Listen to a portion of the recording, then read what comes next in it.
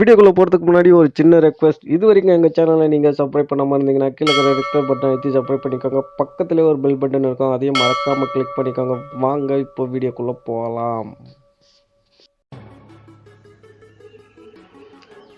Hi guys, welcome to my channel யூடியூப்வினோ. நான் உங்கள் வினோத். இந்த வீடியோவில் நம்ம ஆல்மோஸ்ட் எல்லாமே ரம்மி எப்படி விளையாடணும் அப்படின்றது எல்லாமே பார்த்துட்டோம். இந்த வீடியோவில் என்ன பார்க்க போகிறோம்னா, பாயிண்ட் எவ்வளோ பாயிண்ட் வச்சு விளையாடணும் அப்படின்னு ஒரு நண்பர் கேட்டு இருந்தார்.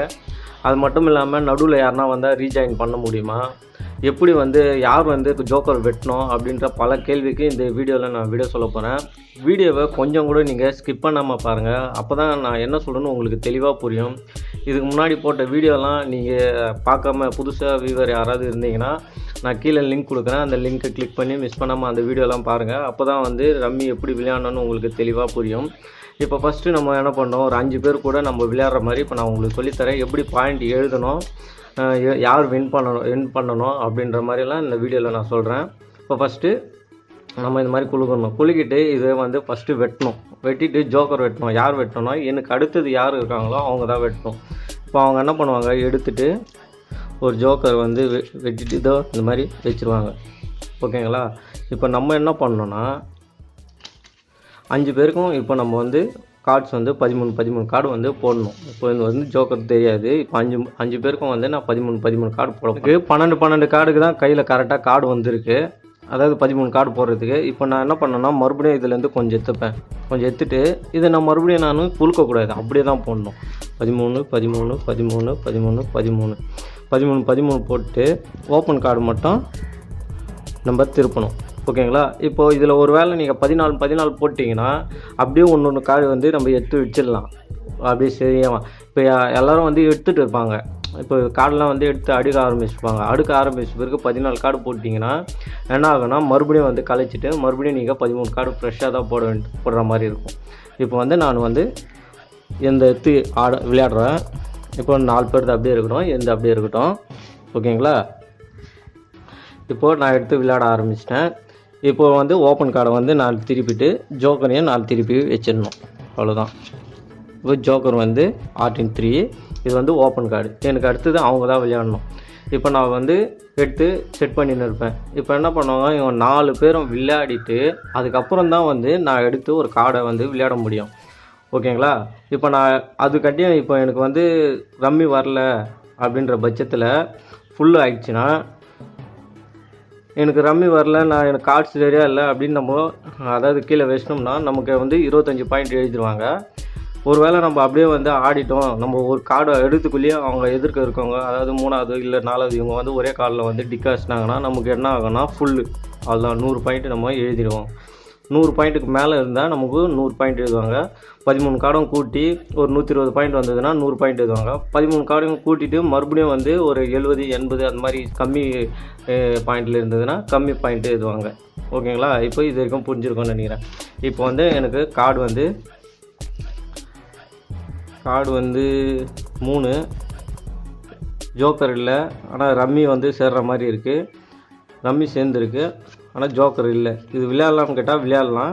ஆனால் இப்போ நான் விளையாடுறது சொல்ல போகிறதில்ல, பாயிண்ட் ஏதாவது தான் சொல்ல போகிறேன். இப்போ நான் என்ன பண்ண போகிறேன், இதை நான் வச்சுட்டா இப்போ நான் 5 நம்பர் எழுதியிருக்கேன். பார்த்தீங்களா தெரியும்.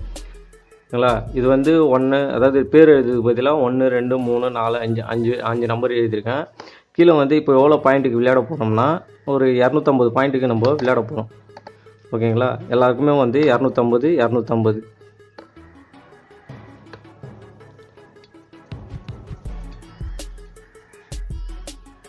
இப்போது இந்த 5 பேரில் யாராவது இப்போ நான் வச்சுட்டேன், அதனால் எனக்கு 25 பாயிண்ட் எழுதிடுவாங்க. இப்போ இதில் ஒருத்தர் எப்படி இருந்தாலும் கம்பல்சரி டிக் வச்சிருவார். 3வது ஆள் டிக் வச்சிடறாருன்ட்டு எழுதியிருக்கேன். இதில் கம்பல்சரி யாராவது ஒருத்தர் ஃபுல்லு கொடுத்துட்டு இருப்பாங்க. அவங்க எப்படி இருந்தாலும் ஒரு 100 பாயிண்ட்டுக்கு வரும்.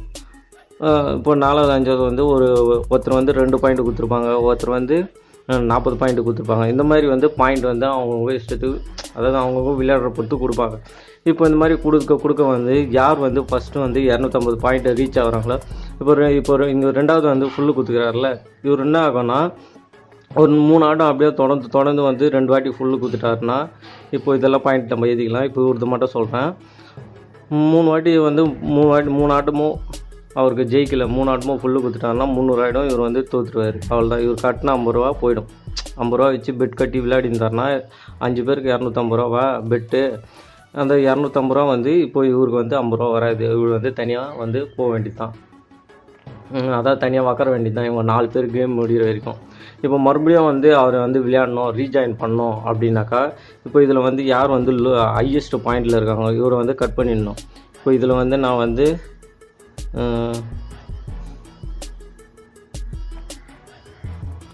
இப்போ வந்து 3 பாயிண்ட்டை வந்து நான் எழுதிட்டேன். சும்மா தோராயமாக எழுதியிருக்கேன். எழுதிட்டு இப்போ வந்து இவர் வந்து 2வது நபர் என்னன்னா, மறுபடியும் நான் வந்து ரீஜாயின் பண்ணணும். மறுபடியும் வந்து ஒரு புதுசாக ஒரு 50 ரூபா கட்டி ஃப்ரெஷ்ஷாக வந்து சேர்கிற மாதிரி சேர போகிறாரு. அவர் எப்படி சேர்க்குறது, அவர் எந்த பாயிண்ட் வச்சு அவரை சேர்க்குறது, நாங்களாம் வந்து 3 ஆட்டம் விளையாட்டுமே அவர் நடுவில் வந்து எப்படி விளையாடுது அப்படின்னா, இப்போ வந்து யார் வந்து ஹையஸ்ட்டாக இருக்காங்க பாயிண்ட்டு பார்க்கணும். இப்போ 5 பேரில் வந்து பாயிண்ட்டு நான் சும்மா ஒரு தோராயமாக எழுதியிருக்கேன். இப்போ 5 பேரில் யார் வந்து ஹையஸ்ட்டாக இருக்காங்க, 40, 65 இதுதான் வந்து 70, 80. இவர் 5வது ஆள் தான் வந்து 80 பாயிண்டில் இருக்கார். இவர் வந்து ஃபஸ்ட் ஆள் வந்து 75 பாயிண்டில் இருக்கார். இப்போ 80 பாயிண்ட் இருக்குல்ல, இவருக்கு வந்து என்ன பண்ணணும்னா 81 பாயிண்ட் வச்சு இவரை வந்து ரீஜாயின் பண்ணிக்கணும். மறுபடியும் ஒரு 50 ரூபா கொடுக்கணும். ஒருவேளை இவர் வந்து ஜெயிச்சிட்டார்னா இந்த 250 ரூபா கூட இன்னொரு 50 ரூபா இவர் கட்டுறதுல இன்னொரு 50 ரூபா அது கூட சேர்த்து இவருக்கு வந்து 300 ரூபாவாக வந்துடும் லாஸ்ட்டு ஃபைனலில். இப்படி மறுபடியும் இவர் தோத்துட்டாருன்னா அந்த 100 ரூபா வந்து அவ்வளோதான். அவர் வந்து கேட்க முடியாது. அவ்வளோதான். அவருக்கு தோத்தது தான். ஓகேங்களா? இப்போ தான் இதுதான் பாயிண்ட்டு. இப்போ ஃபஸ்ட்டு வந்து யார் வந்து 250 பாயிண்ட்டை ரீச் பண்ணுறாங்களோ அவங்க வந்து அவுட் ஆகிடும். அவ்வளோதான். அவங்க ரிட்டர்ன் போயிடணும்.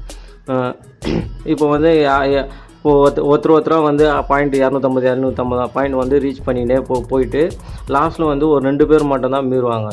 இப்போ 2 பேர் மட்டும் அப்படியே லீடிங்கில் இருப்பாங்க. இவர் வந்து டிக்கே வச்சிருக்க மாட்டார். இப்போ 4வது விளையாடுறாரு பட்சா இவர் வந்து டிக்கே வச்சிருக்க மாட்டார். வெறும் வந்து பாயிண்ட் வந்து கம்மி பண்ணி கொடுத்துருப்பாரு. இப்போது 8, 7, 6, 2 அந்த மாதிரி வந்து பாயிண்ட் வந்து கம்மியாகவே கொடுத்துருப்பாரு. ஆனால் டிக்கை ஒரு வாட்டி கூட டிக் வச்சிருக்க மாட்டார். ஆனால் லாஸ்ட்டில் டோட்டல் பண்ணி பார்த்தா இவர் தான் வந்து லீடிங்கில் இருப்பார், கம்மியாக இருப்பார். அதனால் இவர் தான் வந்து வின்னராக இருப்பார்.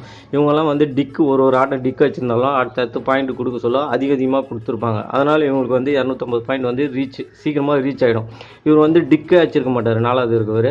அதனால் வந்து இவர் வந்து நல்லா எக்ஸ்பர்ட்டாக இருந்து விளையாடுறது தெரிஞ்சவங்களாம் அப்படி தான் விளையாடுவாங்க. டிக் அடிக்கிறதோட பாயிண்ட்டை வந்து கம்மி பண்ணி விளையாடுறதுல தான் பார்ப்பாங்க. பாயிண்ட்டை கம்மி பண்ணி விளையாடுறத அவங்களுக்கு 250 பாயிண்ட் சீக்கிரமாக ரீச்சே ஆகாது. ஒவ்வொரு ஆட்டத்துக்கும் 2, 3 அந்த மாதிரி பாயிண்ட்டு தான் கொடுப்பாங்களே. அந்த மாதிரி பாயிண்ட் கொடுக்க சொல்ல என்ன ஆகுனா அவங்களுக்கு வந்து சீக்கிரமாக வந்து 250 கவுண்டிங் வராது. இப்போ மற்றவங்களாம் 250 முடிச்சிட்டாங்கன்னா அவள் தான் அவங்க ரீச் ஆகிடுவாங்க. லாஸ்ட்டில் வந்து என்ன ஆகுனா இப்போது இவர் ஒருத்தர் இருப்பார். இப்போ இவர் ஒருத்தர் ஃபஸ்ட்டில் ஒருத்தர் இருப்பாருன்னு வைங்களேன். இவர் வந்து ஒரு 200 வந்து இருப்பார். இவர் வந்து ஒரு 150 இருப்பாருன்னு வைங்களேன்.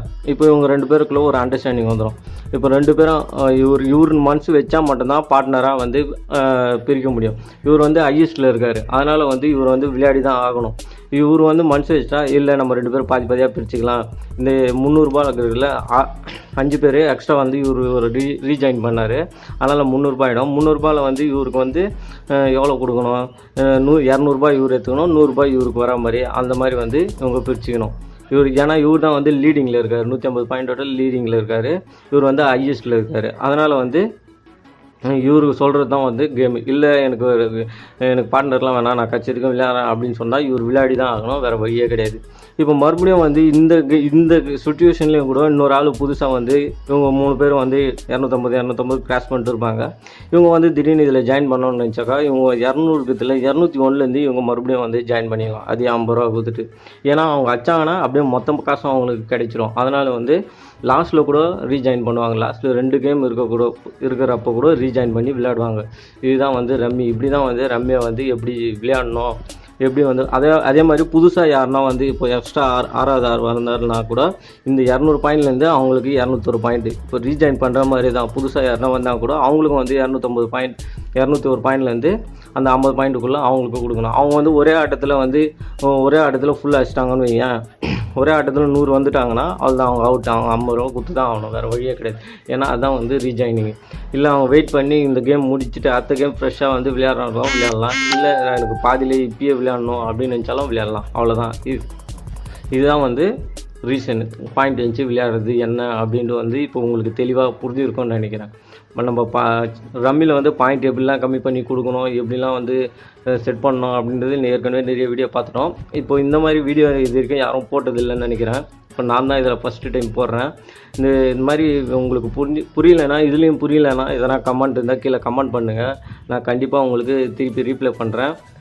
அதுவும் ஒரு வீடியோவாக மேக் பண்ணிட்டு போட்டேன். இது முக்கியமாக ஒரு நண்பர் வந்து கேட்டிருந்தார். அவர் கேட்டதோடு தான் எனக்கு வந்து இது வந்து இப்போது வீடியோ வந்து மேக் பண்ணி போடணும்னு தோணுச்சு. அதனால தான் இப்போ இந்த வீடியோ உங்களுக்கு நான் போட்டிருக்கேன்.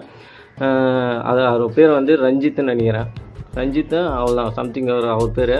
அவர் வந்து இந்த வீடியோ பார்த்தீங்கன்னா கீழே கமெண்ட் பண்ணுங்கள். உங்களுக்காக தான் ப்ரோ இந்த வீடியோவை நான் மேக் பண்ணி போட்டுருந்தேன்.